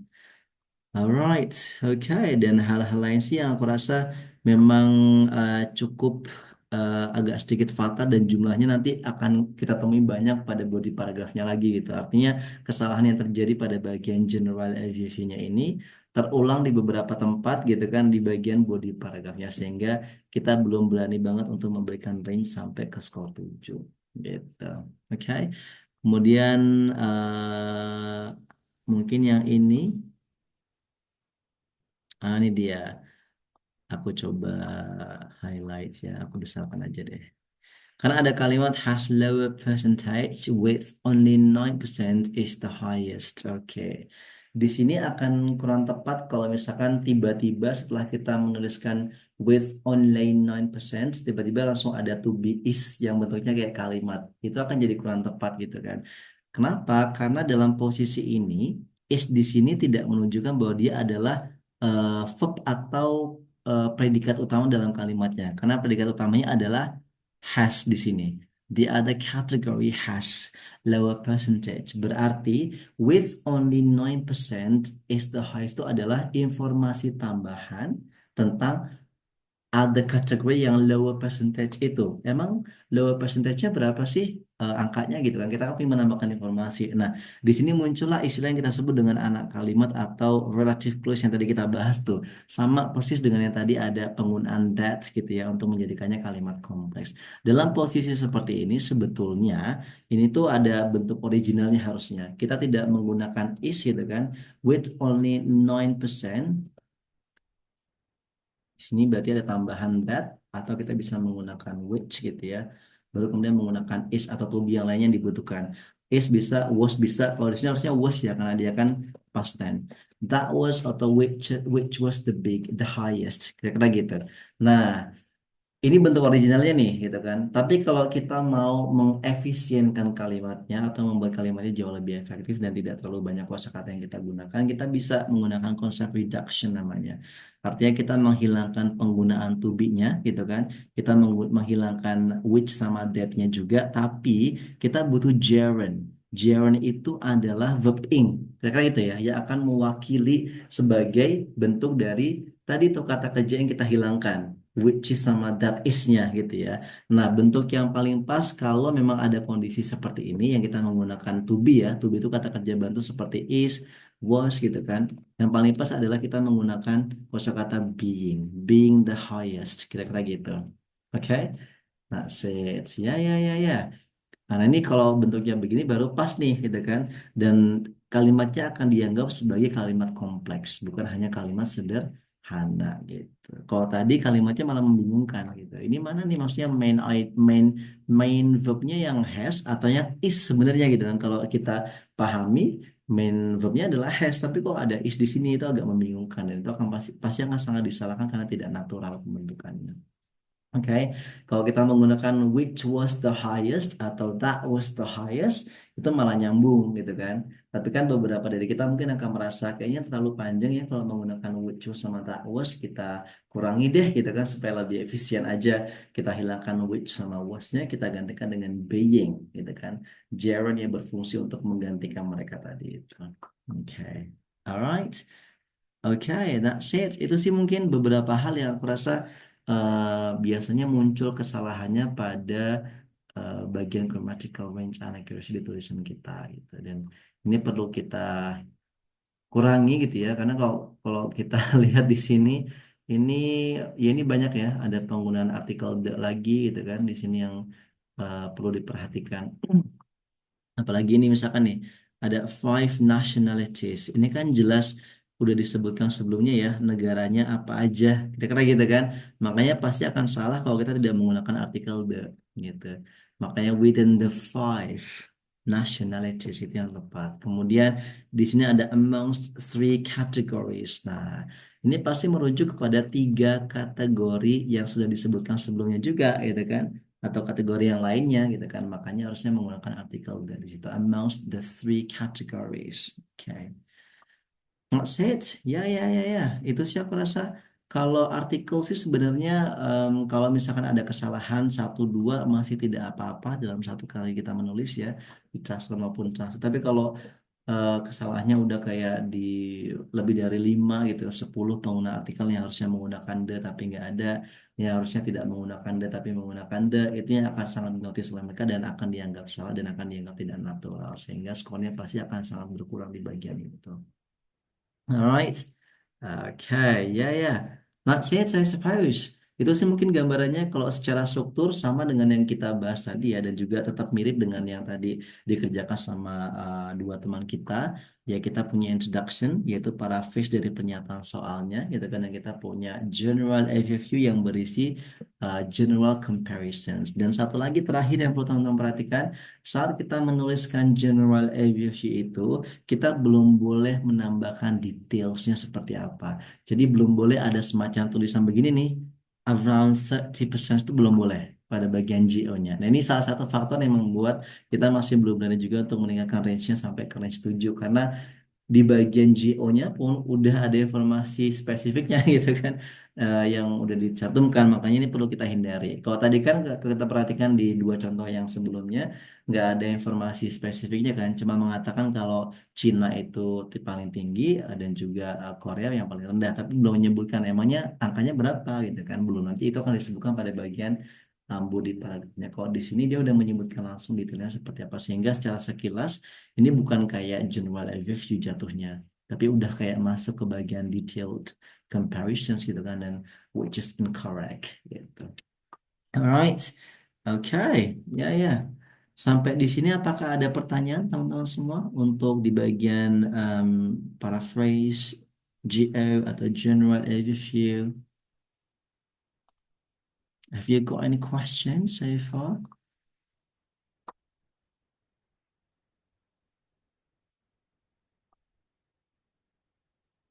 Not yet.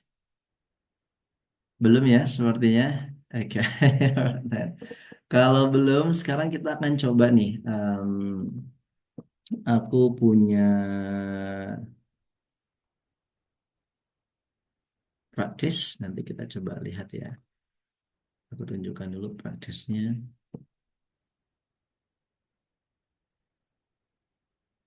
This one. Oke. Nah, ini praktis kita nanti. Jadi, aku akan menyuguhkan gambar ini. Akan aku kirimkan nanti filenya ke grup ya, teman-teman semua. Nanti tugas teman-teman adalah memilih. Nah, ini. Aku sudah memberikan ada introduction-nya dan sudah kita tambahkan juga dengan general overview-nya. Tugas teman-teman adalah memilih kira-kira dari pilihan A, B, C, dan D ini mana sih body paragraf pertama yang paling paling terbaik yang bisa melengkapi dari introduction dan juga GO yang ada di sini. Teman-teman bisa memilih gitu ya. Silakan nanti dicoba dibaca, dilihat gambarnya, dibaca kemudian pada bagian introduction-nya, dibaca pada bagian general overview-nya gitu ya.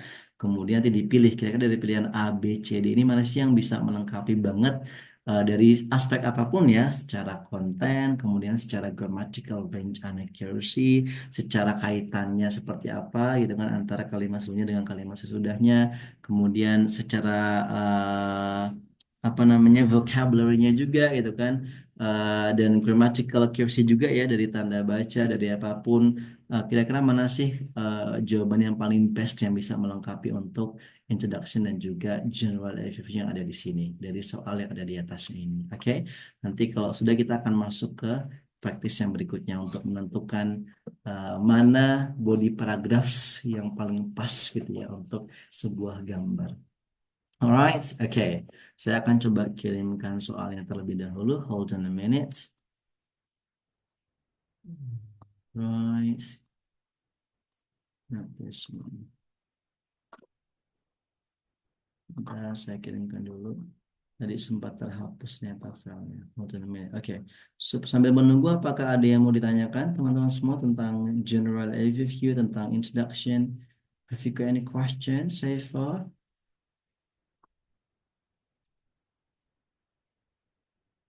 Apakah ada pertanyaan?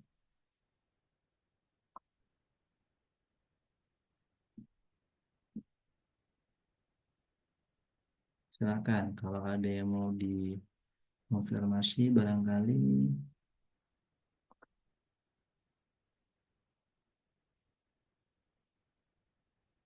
Oke, sudah saya kirimkan, bisa dibuka barangkali file yang saya kirimkan di grup.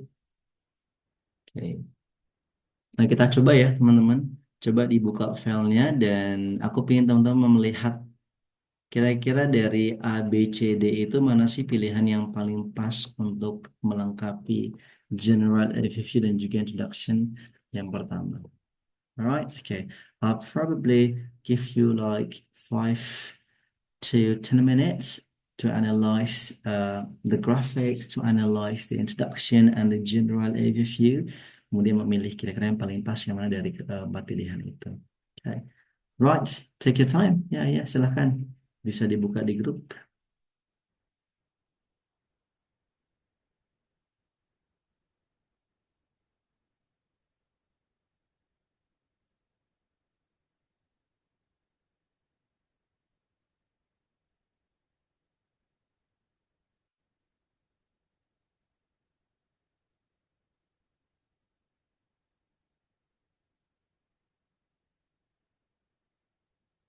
Take your time, take your time.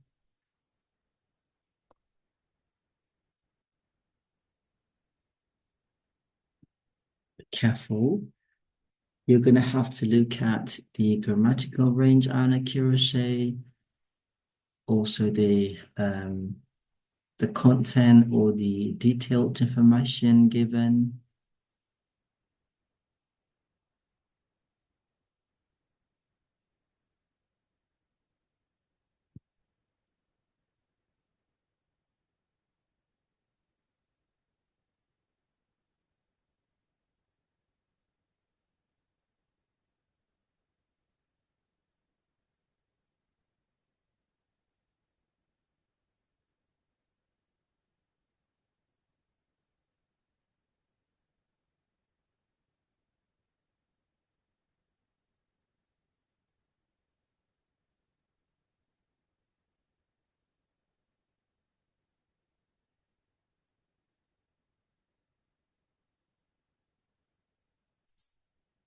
Take your time.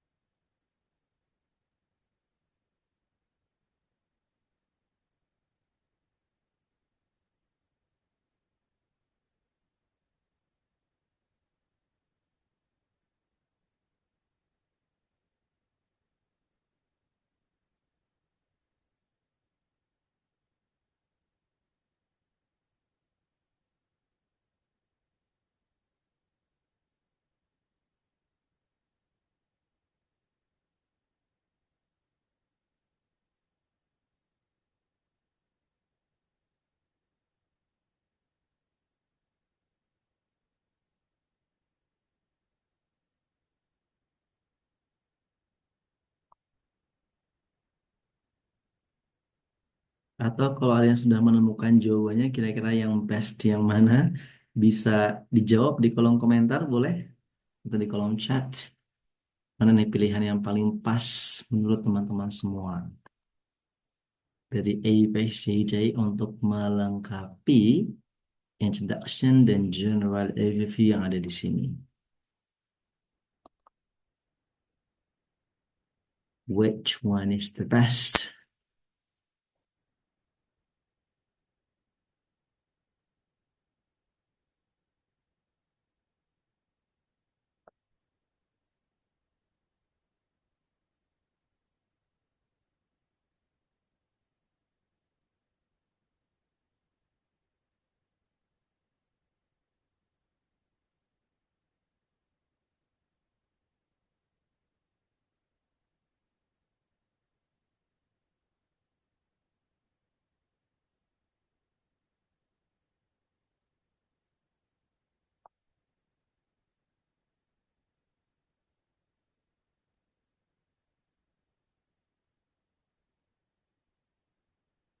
Ada yang sudah dapat?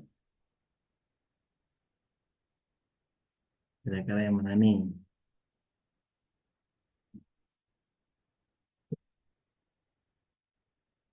Yang paling pas melengkapi.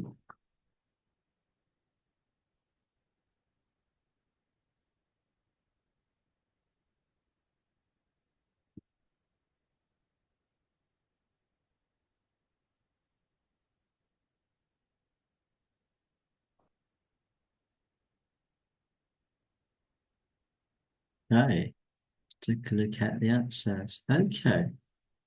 Kak Ola memilih yang C, alright. Okay. Okay. Yang lain barangkali tadi kita akan bahas ya. Adakah jawaban yang berbeda? Hati-hati, hati-hati. You've got to look at the grammatical range and accuracy as well. It's D, Wajah set. Yang lain barangkali?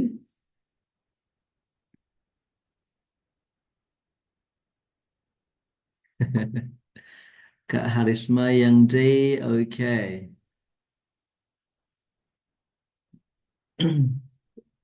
The best body paragraph. Yang mana nih?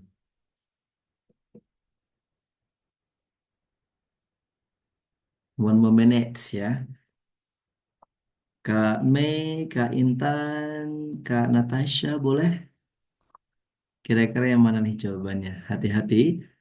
Remember, you've got to look at also the grammatical range and accuracy, not just the content,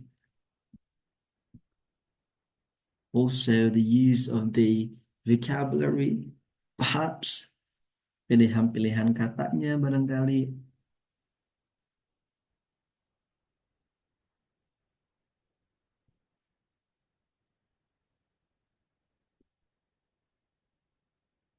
See, right. Okay. Kak Mei, sepertinya belum ada nih jawabannya Kak Mei and Kak Intan. Would you like to try? What is your answer?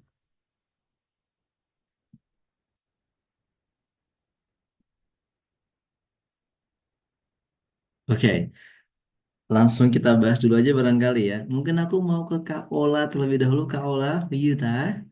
Yes. Mhm. Kira-kira kenapa bukan yang A, Kak Ola? What do you think about the option A? In A, we need uh, a detail, more detail, Hmm. because uh, in A they don't provide a percentage of the data. Oke, that's good. Ini aku yakin alasnya pasti sama semua nih. Kenapa tidak memilih A? Ya nggak sih? Because we're talking about the body paragraphs and the option, the first option is not really the option gitu ya. Karena dia tidak memberikan gambaran kira-kira emang berapa sih, how massivnya tuh berapa gitu kan. Persentasenya berapa dibandingkan dengan pilihan jawaban yang lainnya. Oke, berarti kita coret jawaban yang A ya. Oke, dia kurang pas untuk melengkapi. Sebenarnya kalau secara konten bisa jadi masih oke ya, cuman lebih kepada detailed information yang kita butuhkan karena kita sudah masuk ke dalam body paragrafnya. Alright then. Sekarang tadi Kak Ola jawabannya yang mana aku lupa nih. Yang C ya, Kak Ola. Oke, kenapa yang C Kak Ola? What was the Because reason? in C we use presence, cause in the diagram there is no year or date, so we use the present tense. And then in C also there is however, so the grammatical ada linknya antara kalimat satu dengan kalimat lain. And then ada comparison, has more 2% than bla bla bla. And then ada kalimat pasif dan aktifnya. Kenapa nggak D? Karena D ini dia pakai past tense, sedangkan kita membicarakannya tidak ada tahun atau itu, ada tahun atau ada ada year-nya.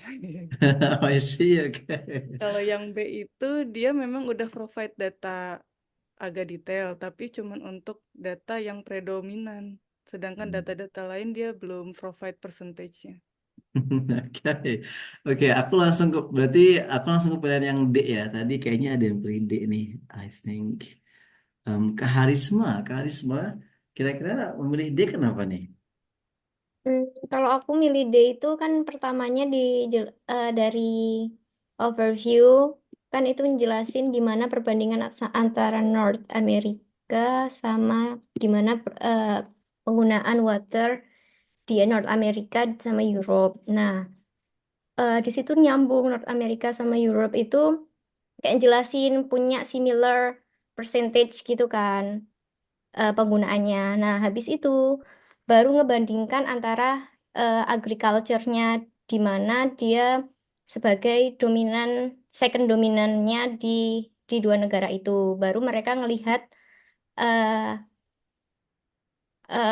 aktivitas yang lainnya di kayak gitu. Tapi memang di situ nggak dijelaskan gimana di negara lainnya. I see, Nih. okay. Cuman And what about the tenses, Karisma? What do you think kalau the about it? tenses emang kebanyakan di situ lebih ke past tense dibandingkan sama aktivitas apa presentnya. Memang mungkin lebih cocok kalau kita nggak ada data data tentang tanggalnya memang untuk present tense. I see, Nah, okay. itu sih yang ini. Kendalanya kayaknya di situ ya Kak Arisma ya, yang kayaknya aduh, Hmm, kayaknya informasinya udah cukup ini nih memberikan gambaran banget, tapi kok tensisnya masih karena sebenarnya bukan bukan masalah itu bukan bukan dia kayak menyengaja, oh ini kayaknya pasnya dia present, habis kalimat berikutnya hmm, adalah past tense gitu bukan, tapi memang ini penggunanya agak cukup berantakan gitu kan kalau kita perhatikannya nggak sih. hmm. Di awal menggunakan present tiba-tiba ada past tense-nya gitu kan, tiba-tiba present lagi tiba-tiba past tense lagi gitu kan, jadi ada Iya. ketidakkonsistenan penggunaan tensisnya di situ, which Cuman is kalau aku melihatnya tuh kekonsistenan gimana dia menjelaskan runutnya, Karena dia membandingkan dari North America dulu, terus ke Amerika. Nah, tapi kalau aku nggak milih yang C itu karena dari dia bandingin di North America, terus langsung masuk ke begin with farmers. Farmer kayak jauh dari, kan kita ngomonginnya mungkin secara general, tapi dia langsung ke farmers kayak gitu. Nah, mungkin nggak tahu I sih kalau see. secara opininya kayak gitu sih. Alright. Tapi bener ya, maksudnya kalau pilihan D itu aku rasa masih bisa dipertimbangkan banget pada bagian runtutan cerita yang diberikan ya, perbandingannya seperti apa. Memang masalah terbesarnya adalah pada grammatical accuracy yang nanti bisa jadi akan sangat-sangat mengurangi skornya banget gitu kan. Hmm. Dengan adanya ketidakkonsistenan dari penggunaan tenses tadi itu. But ya. Uh, we're gonna look at the best one, I suppose. The option D is actually good, tapi masih ada permasalahan yang bisa kita lihat ya, dan itu bisa sangat mengurangi skor kita, so you have to be careful untuk pada penggunaan tensisnya. Aku mungkin akan kembali ke pilihan C deh sekarang. Siapa lagi tadi yang pilih C ya? Ada Kak Natasha, hello there. Oh, What do you oke. say about this? What do you think? Oke. Why C? Sebetulnya sebenarnya tadi bingung ya ke antara B or C. Karena B C it's more detail than others, right?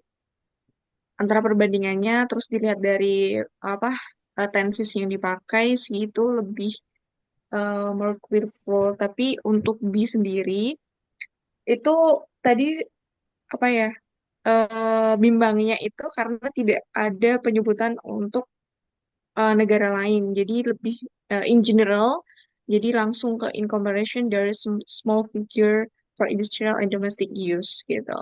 Nah, sedangkan kenapa milih C? Karena untuk penyajian datanya itu lebih apa ya more detail than others. Meskipun tadi agak sedikit apa nge di farmersnya itu, but karena ini kan konteksnya agriculture ya Kak. Jadi kita bisa apa ya? Kalau dari aku pribadi opininya ya siapa lagi yang menjalankan pertanian kalau bukan farmers. Jadi ya, ya gitu sih. I see. Jadi Jadi pilih yang C karena dari segi grammarnya, dari tensisnya juga udah oke. Terus dari punctuationnya juga, kalau dibandingkan dengan D itu kan ada yang ada space-nya juga ya. Setelah however itu kan ada space baru koma itu juga. Jadi I sebenarnya see. kenapa nggak Mantap. pilih D juga? Terus dari tensisnya juga karena tadi kan tidak ada penyebutan eh, tahun, jadi milihnya atau lebih konsis ke yang tensisnya present gitu. Jadi aku milihnya C. Alright then, okay. Thank you so much. Bener banget ya. Oke, yang pilihan sih tadi detail juga, sama detailnya juga, kemudian juga penggunaan tensinya tidak ada masalah juga gitu ya.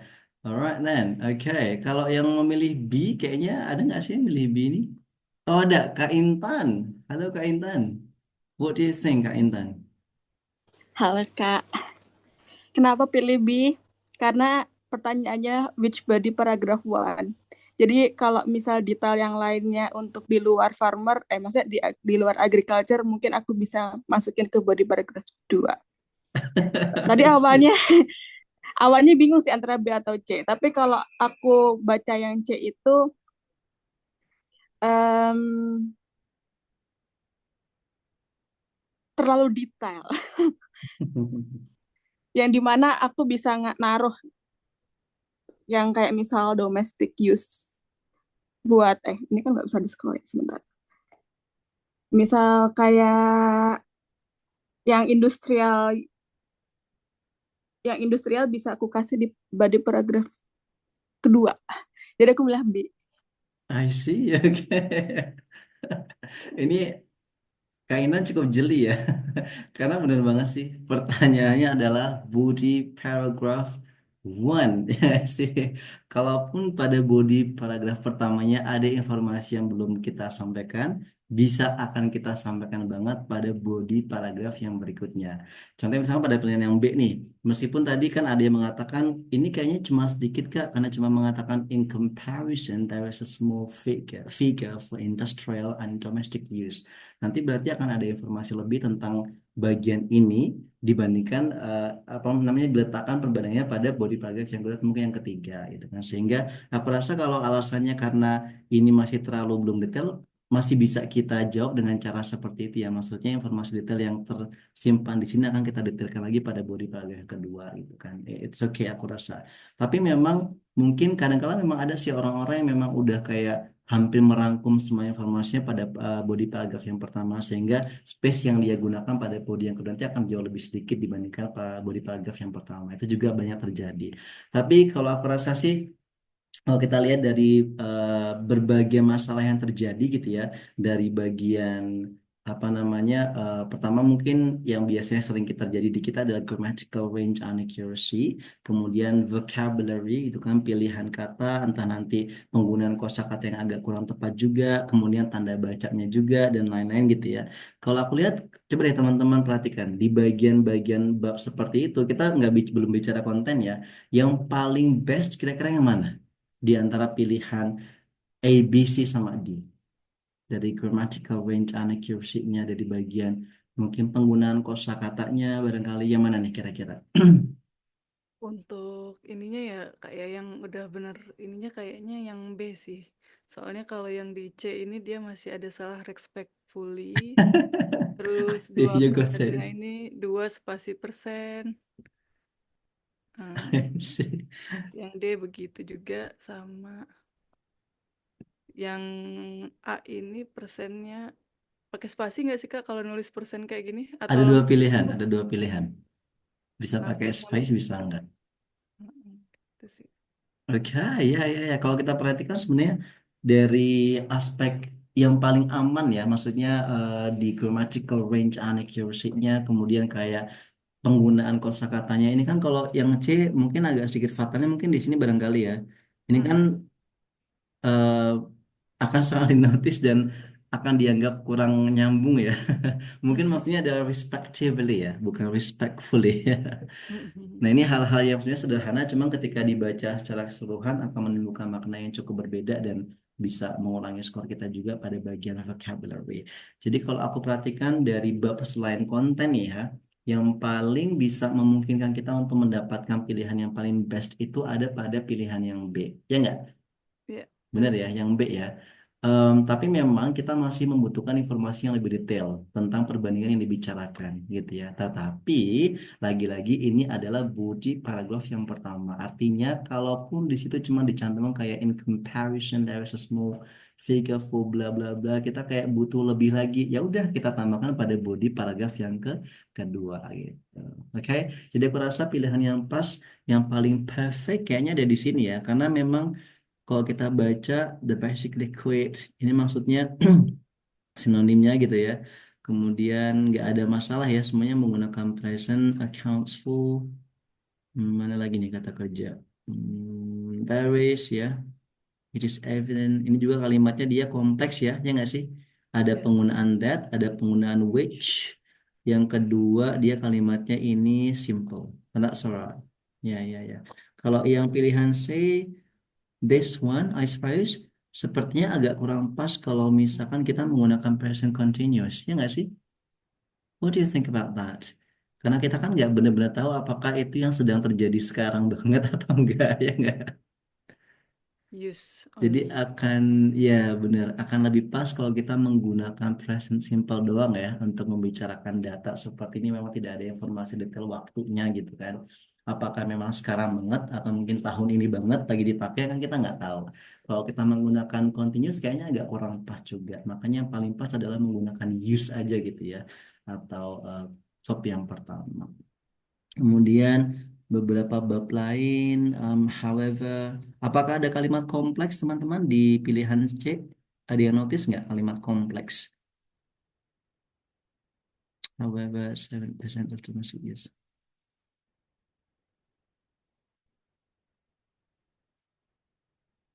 Oh ada ya di kalimat yang terakhir nih. Jadi by the way penggunaan while sama whereas yang biasa suka muncul pada task pertama itu bagian dari bentuk kalimat kompleks juga. Jadi kalimat kompleks itu bukan yang hanya menggunakan which atau that ya, tapi yang menggunakan while, whereas, even though, although, if, conditional sentence itu juga bagian dari kalimat kompleks yang perlu juga kita tambahkan untuk meningkatkan range dari grammarnya kita. Oke, itu sih aku rasa tadi ya penggunaan kosakata. Oke, kalau untuk yang D udah jelas ya, kesalahannya yang fatal banget ada pada bagian ketidakkonsistenan dalam menggunakan tensesnya. Ada presentnya, ada past tense-nya juga gitu kan, berubah-berubah. Oke, jadi aku rasa pilihan yang paling pas adalah yang B, gitu kan, untuk jawaban di atas gitu. Alright, oke, that's it. Sampai di sini, apakah ada yang mau ditanyakan dulu? Boleh silakan. If you got any questions, everyone?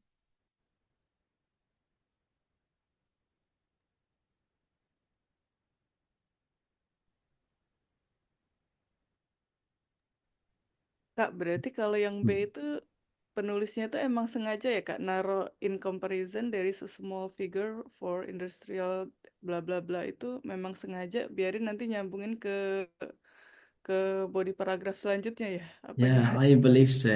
I believe so. Benar banget. Karena kalau aku perhatikan dari contoh jawaban itu, yang ada di sini memang yang bentuk aslinya memang memang ketika dibaca di body paragraph berikutnya dia membicarakan yang itu, gitu kan. Artinya mungkin cara dia untuk bisa menyambungkan gitu kan antara body yang satu dengan body yang kedua dengan cara seperti itu. Artinya dia mengawali dulu apa yang mau dia sampaikan lebih detail pada body paragraph yang kedua, which is actually okay. Karena aku juga melakukan hal yang sama sih kemarin ketika mencoba, maksudnya kan aku agak kadang kadang kekuranganku secara pribadi adalah aku kadang kayak nggak yakin dengan ini nih kira-kira paragrafnya saling terhubung nggak sih gitu ya.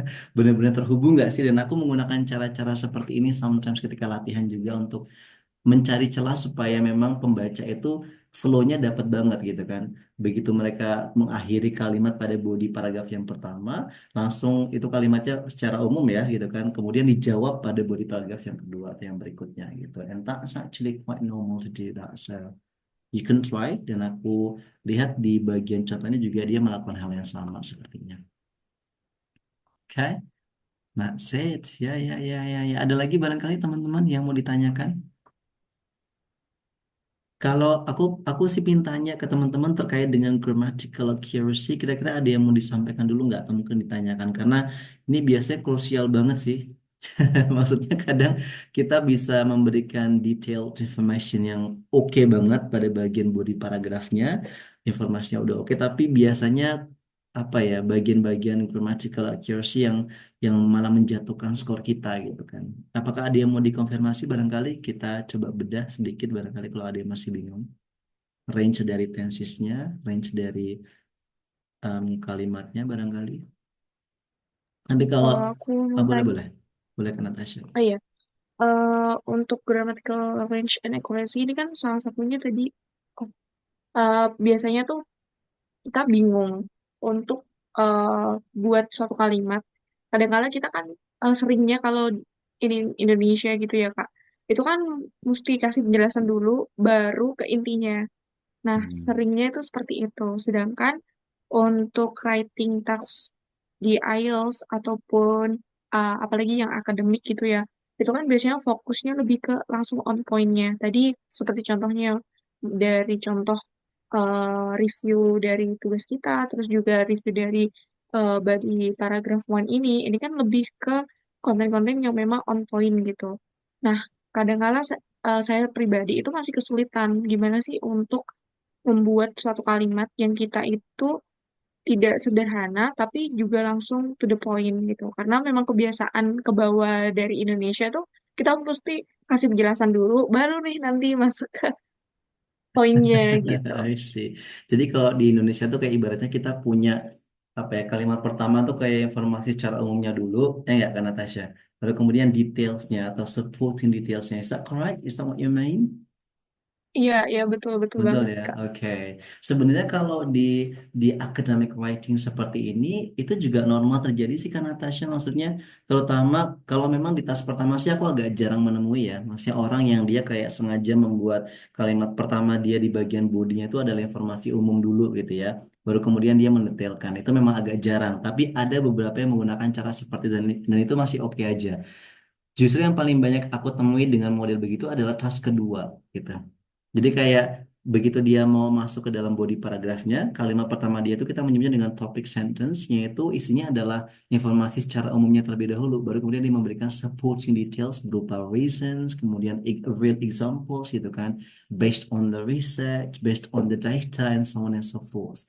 Jadi aku rasa masih cukup natural, tapi memang kalau untuk tas pertama kebanyakan sih, kalau yang aku lihat ya dia langsung to the point gitu kan. Langsung membicarakan datanya kira-kira gimana gitu kan, perkembangannya, produksinya gitu kan dan lain-lain. Aku rasa sih untuk bisa menghindari pola-pola yang tadi ya seperti kita nulis dalam bahasa Indonesia. Pertama, poin itu bukan berarti itu salah. Kita akan pasti menggunakan itu terutama pada tas yang kedua. Nanti kita akan bahas karena tasnya pada tas kedua tentang pembentukan paragrafnya dan itu masih sama persis sesuai dengan kita menulis in Indonesian. Untuk tas pertama berarti ya kita mulai biasakan dari sekarang. Dan aku pun dulu maksudnya sempat kepikiran bab itu juga kayak kok tas pertama dari semua yang aku analisis ini, kok mereka kayak nggak punya topik sentence ya. Maksudnya di body paragraph itu kayak ujuk-ujuk langsung tiba-tiba ngebicarain real datanya apa gitu kan. Oh ternyata memang normally seperti ini berarti cara mereka untuk menyusun apa ya body paragrafnya. Terutama mungkin kalau kita berjumpa dengan soal yang diagram, yang misalkan proses pembuatan apa nih coklat gitu ya, itu kan pasti nggak akan punya topik sentence ya pada body paragraph. Kan dia langsung masuk ke stage yang pertama apa, diikuti stage kedua, ketiga apa. Kemudian body paragraph berikutnya dilanjutkan pada stage yang keempat, apa, kelima apa, keenam apa. Langsung lagi pada body yang ketiga, stage yang ketujuh apa, delapan apa gitu ya. Nah itu ternyata sangat normal terjadi pola-pola semacam itu pada task yang pertama, which is actually fine. Dan aku rasa perlu dibiasakan aja kan Natasha, nggak apa-apa. Maksudnya mungkin mungkin apa ya frasa-frasa semacam ini kan Natasha dan teman-teman ya kayak it is evident that itu bisa dijadikan kayak semacam template yang mungkin bisa kita pakai dan kita coba gunakan dalam latihan gitu ya. Artinya cara kita mengawali mungkin bukan dengan kalimat yang umum atau kalimat yang tadi ya topik sentence, tapi kita mengawali dengan frasa-frasa yang sebagai pembuka aja kayak it is evident that to begin with gitu ya, as can be seen gitu ya. Itu cara-cara kita untuk akhirnya aku rasa menggantikan yang apa ya biasanya orang-orang punya bentuk-bentuk kayak topik sentence gitu kan pada tas pertama ini ternyata nggak ada yang begitu mostly ya, ya udah kita gantikan dengan frasa-frasanya aja. Kita pakai frasa-frasa yang memang normally digunakan untuk apa ya, bagian-bagian pertama apa yang mau kita bicarakan to begin with gitu ya. Nanti baru di body yang kedua kita bisa tambahkan dengan however, kalau misalkan langsung ada perbandingannya, atau mungkin in comparisons gitu ya, atau mungkin furthermore untuk melanjutkan barangkali gitu kan, dan lain-lain. Ya, ya, you can try. Aku sih juga kemarin nggak ada sih kan Natasha. Maksudnya pas aku mendeskripsikan tabel itu aku tidak punya topik sentence pada awal-awal kalimat di dua body paragrafku. Semuanya langsung to the point, dan tapi aku memang menggunakan kayak to begin with gitu kan pada body yang pertama. Aku mau bicarain apa, datanya langsung, langsung gitu kan, langsung isinya perbandingan-perbandingan. Gitu. You got it? Does that answer your question kan Natasha? Kayaknya kita butuh jam terbang tinggi aja kan Natasha untuk melatih itu gitu kan, supaya ya menyamakan dengan naturalnya orang mostly membuat tulisan pada task yang pertama sih. To the point tapi tetap ada apa ya, opening sedikit lah gitu kan. Frasa-frasa atau kita menyebutnya dengan linking the voices gitu. Alright. Ya, ya, ya, tak. So, aku rasa ada lagi barangkali Kak Natasha, ada yang mau dikonfirmasi lagi atau mungkin yang lainnya boleh? Terus apa ya? Ini juga Kak.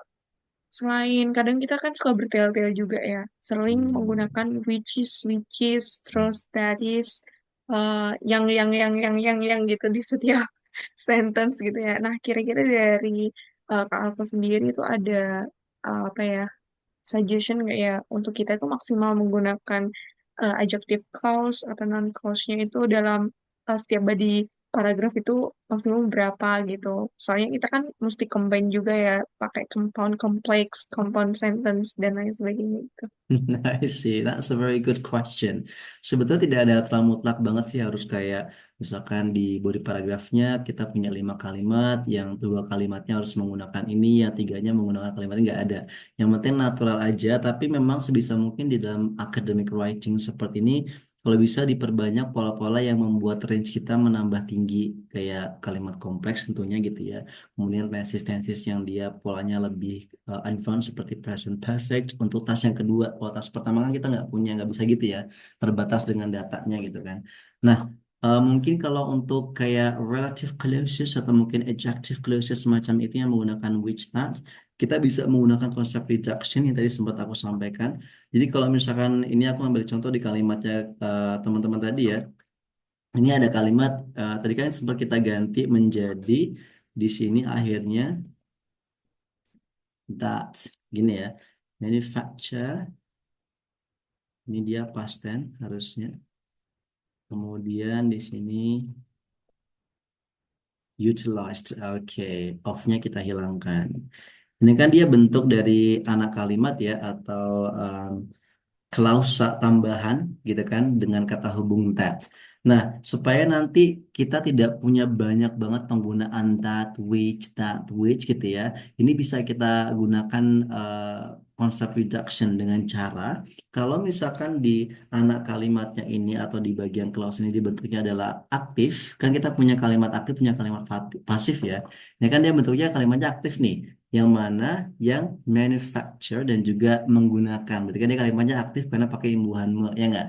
Nah ini kalau dia kasusnya seperti ini, cara kita untuk mengefisiensikan dia atau mungkin membentuk variasi dengan kita hilangkan that-nya dan kita ganti semua kata kerjanya menjadi gerund.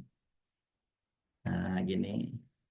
Ini sangat normal, normal banget kita gunakan model-model semacam ini. Dan ini bukan hanya untuk yang menggunakan that, yang menggunakan which juga sama. Kalau ada which diikuti dengan kata kerja dan dia bentuknya adalah aktif secara definisi, kita bisa lakukan hal yang sama gitu kan. Artinya kalau biasa aku selalu mengatakan ke teman-teman, kalau misalkan kita punya 4 kalimat nih pada body paragrafnya gitu kan, dan semuanya adalah kalimat kompleks gitu kan, yang menggunakan which, that, ada who, ada which lagi misalkan gitu kan. Mungkin kita bisa pilih, kita bikin apa namanya balance aja. 2 kalimat yang pertama kita gunakan bentuk originalnya dengan ada which, dengan ada that-nya. Tapi dibentuk ya, tapi di 2 kalimat yang selanjutnya kita bentuk menggunakan reduction. Jadi which sama that-nya nggak ada, tapi kita menggunakan pola seperti ini. Kata kerjanya kita jadikan gerund gitu kan. Kalau dia kalimatnya aktif, kalau dia kalimatnya pasif, kita kita sisakan verb ketiganya aja. gitu. Itu sih aku rasa cara untuk memvariasikan bentuk adjective clauses atau mungkin noun clauses semacam itu supaya bisa apa ya pembaca juga nggak bosen gitu kan dengan pengulangan-pengulangan kosakata which, pengulangan kosakata that gitu kan dan lain-lain.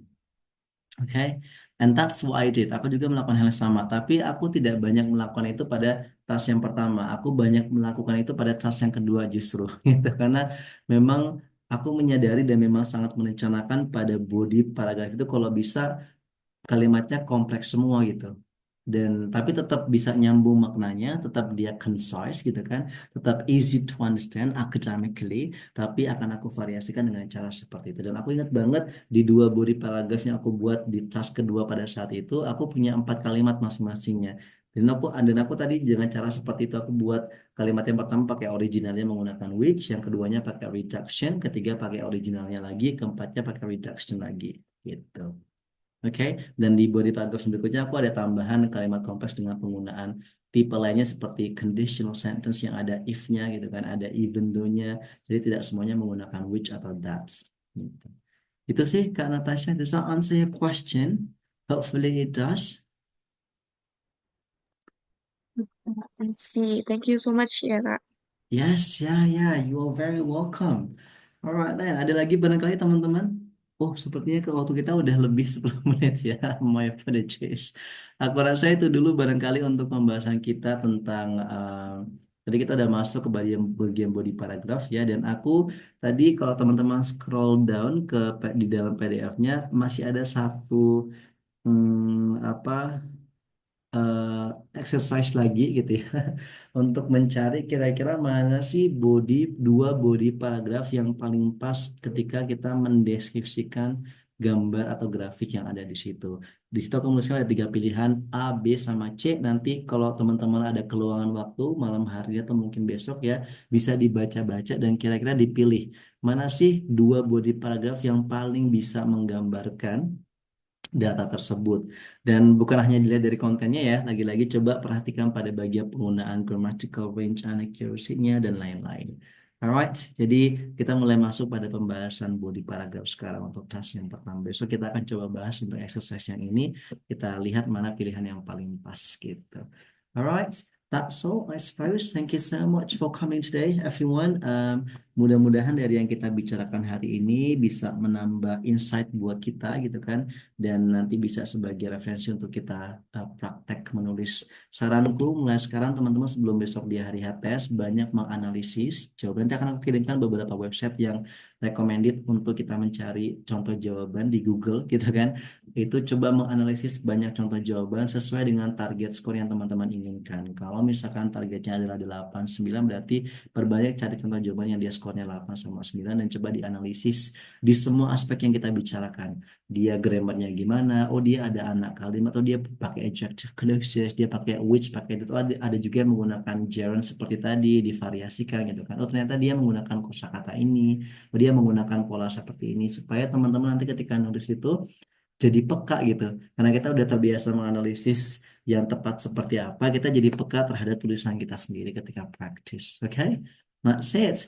Itu mungkin thank you so much for coming today. I'll catch you up tomorrow, everyone, and what else? That's all. Thank you so much and have a good day.